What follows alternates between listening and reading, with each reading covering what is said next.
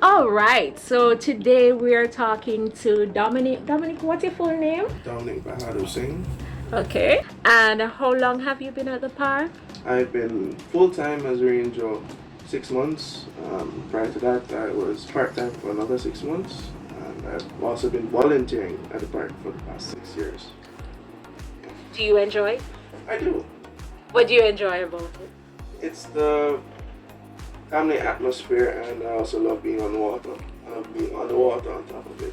Anything to do with water. I'm a ranger, part of the enforcement team. I'm also the main maintenance person, so all boats or any other mechanical systems inside the park or machinery that they own, I'm in charge of maintaining it or fixing it or anything like that. So you are a part of the patrol team as well? I am, yeah. And when do you do patrols? Every day. Every day? Throughout the day? We do, yeah, pretty much. So what did you do before, Dominic? Before I worked on a tugboat. I'm a marine engineer by trade. I went to Caribbean Maritime University where I studied marine engineering. Marine engineer is in charge of the operation, maintenance, and sometimes even the design of the machinery on board. So that takes in consideration, electrical generators, your main engines, AC units, fresh water, grey water systems, major machinery on board. Okay. How long ago was that? That was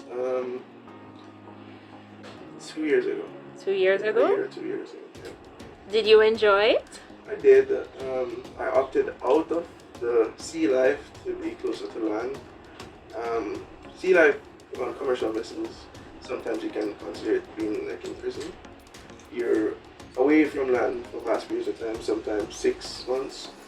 And even during COVID, a lot of seafarers were stranded out there for even more than that. So I opted to go into the private sector, which is more like yachts or smaller boats.